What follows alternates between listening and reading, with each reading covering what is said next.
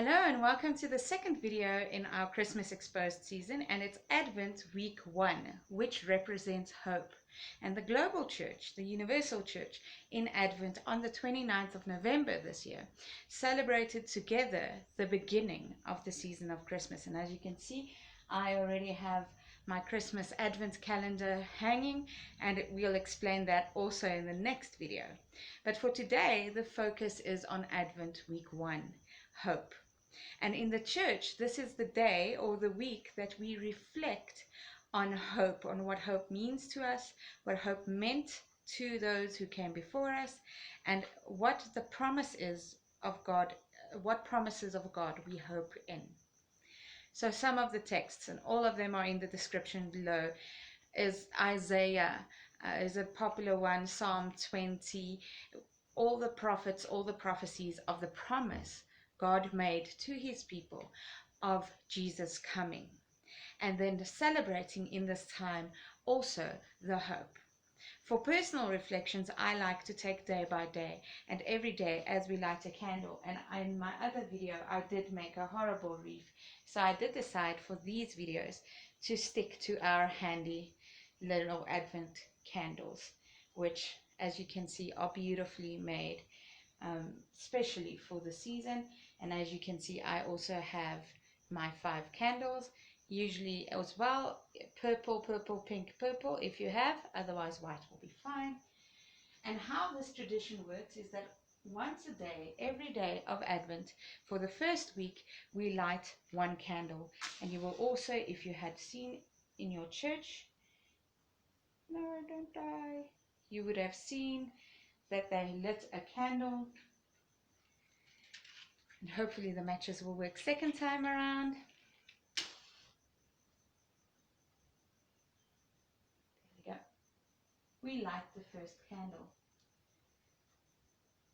in the first sign of hope, of those who believed before Christ was born, those who waited for 400 to 500 years of promise, some more of them, from as far back as Genesis 3, where the sin of man and the fall of sin, whichever which you want to call it, die sondeval in Afrikaans, fell and humans became besotted with sin.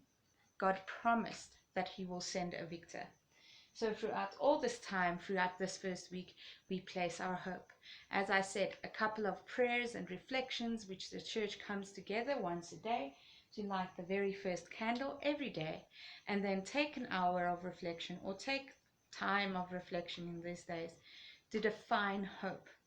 The first action point for me, which I use personally, is to define what hopes did not happen during the last year, because there was a lot of dreams, a lot of hopes, a lot of things we hoped in: great holidays, sports, money, work, survival for some, things that we hoped on in people, put our hopes in people, in science, and those things fell short.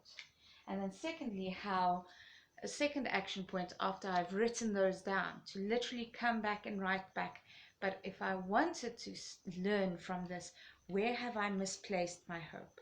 Where was my hope in the wrong space, in the wrong time? And if your hope was in the wrong space, how do you look at hope and see where you put it in the right spaces, in the right seats? And what do you hope for the future?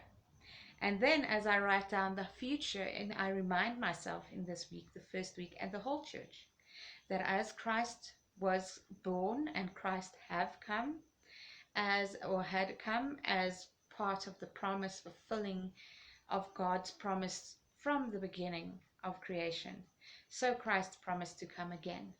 But for that hope, putting hope in that promise, causes a bunch of action pieces. So my hopes for the next year, what I hope in God for.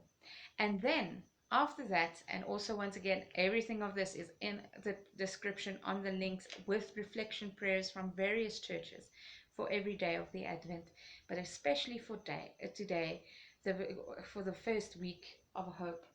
My action points would be, for example, if I hope that poverty becomes something drastically minimalized in our world, then my first action point to that would be that coming this year, to make that hope a realization, to show that that is my hope, I will be joining either food parcel project, a volunteer project, and prioritize it, or design small food parcels with tiny bits of food for those who are less fortunate, which might not fill their need completely and which would not change their reality other than someone who cared, someone who shared their hope in action.